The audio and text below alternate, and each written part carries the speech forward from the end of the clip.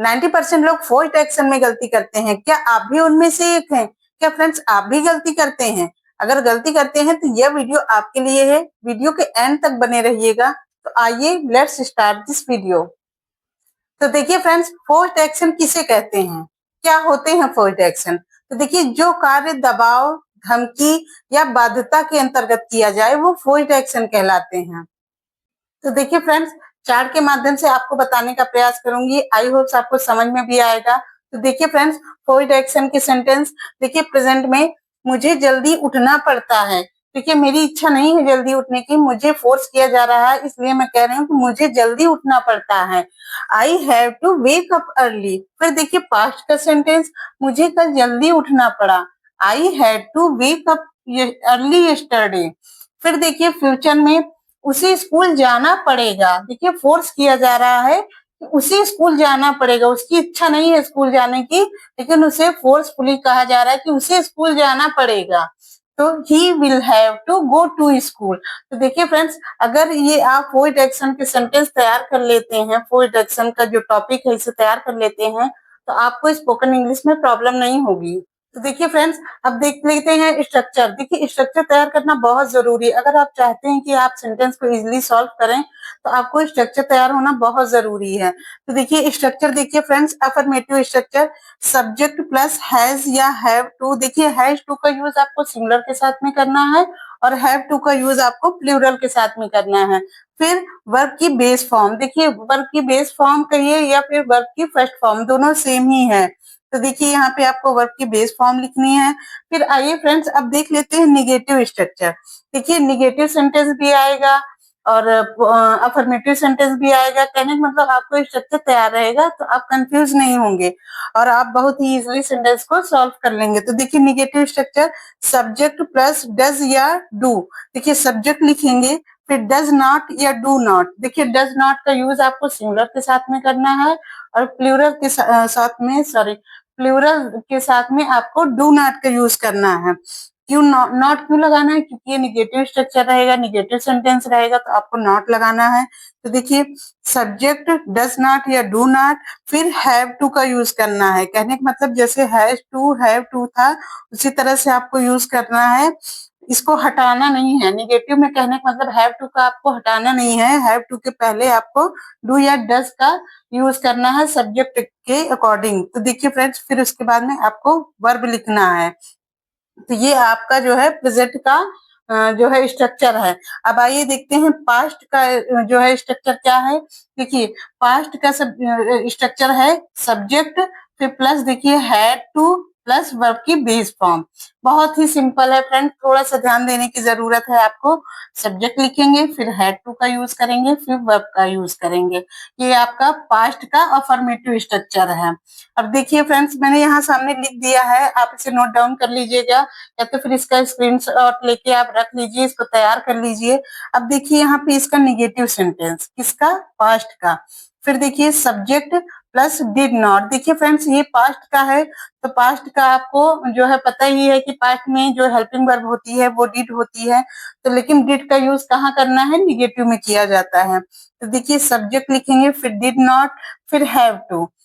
देखिए आपको एक चीज का यहाँ पे ध्यान देना पड़ेगा। यहाँ पे देखिए सब्जेक्ट हैड टू है। यहाँ जब अफर्मेटिव आप स्ट्रक्चर देखेंगे तो सब्जेक्ट के बाद में हैड टू लगेगा, लेकिन यहाँ पे आपको देखिए ध्यान देना पड़ेगा कि जब निगेटिव में आप आएंगे, निगेटिव सेंटेंस में, तो आपको डिड नॉट लगाने के बाद में हैड नहीं लगाना है, आपको हैव का यूज करना है। तो देखिए हैव टू प्लस वर्ब, ये आपका निगेटिव का स्ट्रक्चर है फ्रेंड्स। इसे आप नोट डाउन कर लीजिए और तैयार कर लीजिए।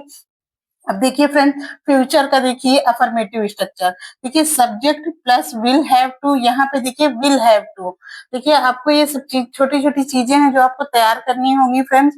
तो आप सब्जेक्ट लिखेंगे, फिर will have to plus verb की बेस फॉर्म, ये अफर्मेटिव स्ट्रक्चर है। अब आइए फ्यूचर का देख लेते हैं निगेटिव स्ट्रक्चर। देखिए subject plus will not have to. यहाँ पे देखिए फ्रेंड्स, आपको ध्यान देना है, जब निगेटिव स्ट्रक्चर या निगेटिव सेंटेंस आप बनाएंगे तो विल के बाद में नॉट का यूज करना है, तब हैव टू लिखना है प्लस वर्ब। ये फ्रेंड्स आपका स्ट्रक्चर है फ्रेंड्स, इसे आप नोट डाउन कर लीजिए क्योंकि बहुत जरूरी है। जब तक आप ये तैयार नहीं करेंगे आप जो है सेंटेंस को सॉल्व नहीं कर सकते हैं, और करेंगे भी तो आपका सेंटेंस गलत हो सकता है। तो देखिए फ्रेंड्स, प्रेजेंट फोर्थ एक्शन के सेंटेंस देखिए, मुझे रोज काम पर जाना पड़ता है। देखिए यहाँ पे कह रही हूँ कि मुझे रोज काम पर जाना पड़ता है। तो देखिए आई क्या है, सब्जेक्ट है, फिर हैव टू। देखिए जैसा कि मैंने बताया था आपको, हैज टू या हैव टू का यूज होगा। तो यहाँ पे देखिए सब्जेक्ट आई है, तो आई के साथ में हैव टू का यूज करेंगे। फिर देखिए आई हैव टू, फिर वर्ब की बेस फॉर्म गो रहेगा, फिर टू वर्क एवरी डे। तो देखिए इस तरह से सेंटेंस आप सॉल्व करेंगे। फिर देखिए सेकंड सेंटेंस, हमें समय पर पहुंचना पड़ता है। देखिए प्रेजेंट में कह रही हूँ, मैं काम कर रही हूँ तो कहती हूँ कि मुझे समय पर पहुंचना पड़ता है। तो देखिए we have to reach on time. देखिए फ्रेंड्स, वी सब्जेक्ट है, हैव टू का यूज करेंगे, फिर रीच ऑन टाइम।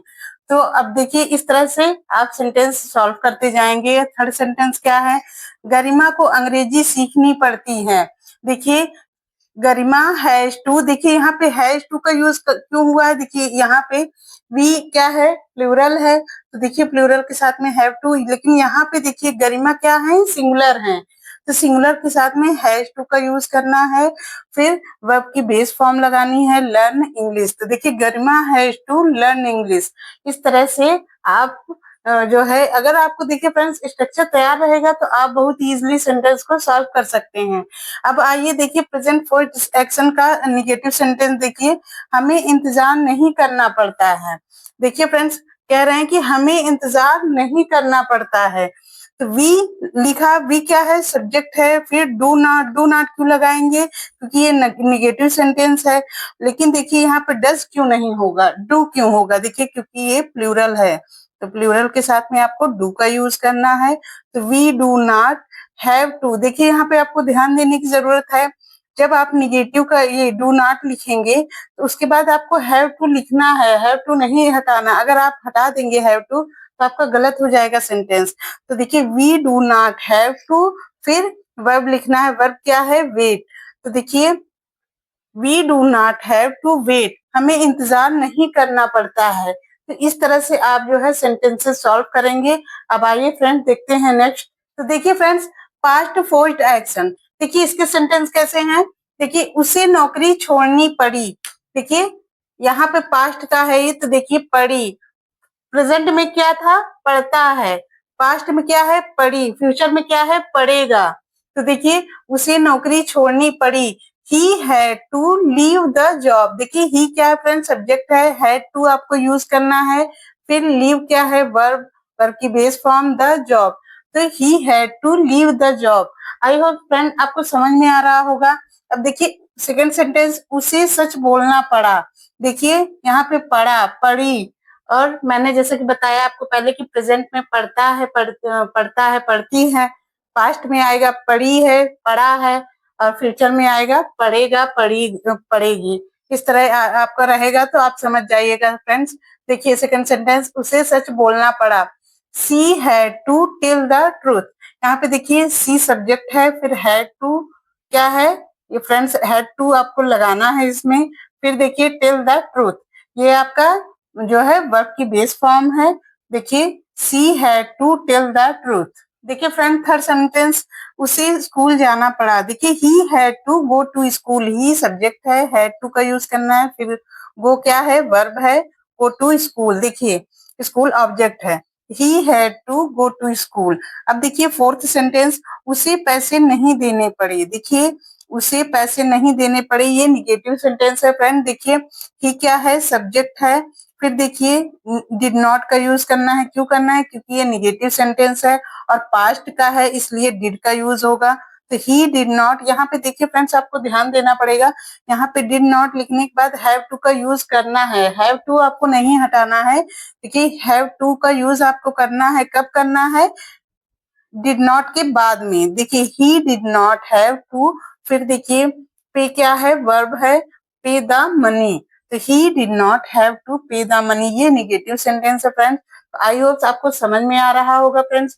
और मैंने जितना आपको बताया स्ट्रक्चर, चाहे वो पॉजिटिव हो या निगेटिव हो, आपको स्ट्रक्चर तैयार करना पड़ेगा, तभी आप सेंटेंस को सॉल्व कर सकते हैं फ्रेंड्स। देखिए फ्रेंड्स, फ्यूचर फोर्थ एक्शन के सेंटेंस देखिए, उन्हीं समय पर पहुंचना पड़ेगा।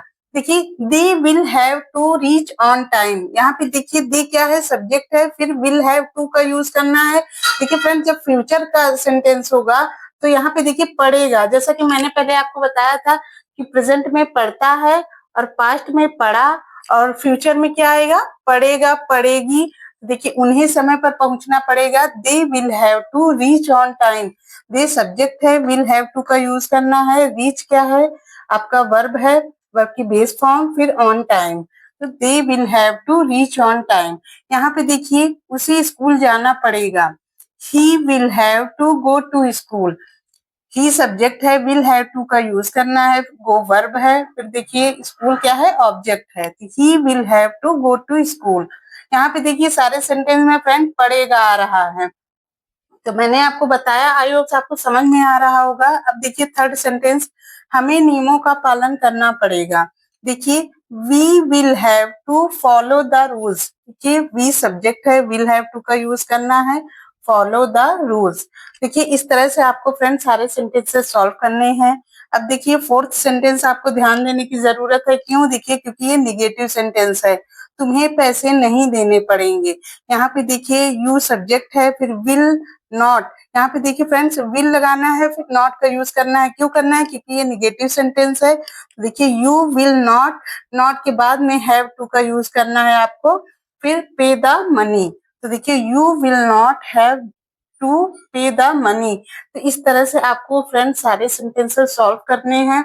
और देखिए फ्रेंड्स बहुत ही सिंपल है, बस थोड़ा सा आपको निगेटिव में ध्यान देने की जरूरत है। तो देखिए फ्रेंड्स आई होप आपको समझ में आया होगा फ्रेंड्स, प्रेजेंट के और पास्ट फ्यूचर के सेंटेंसेस आपको समझ में आए होंगे फ्रेंड्स।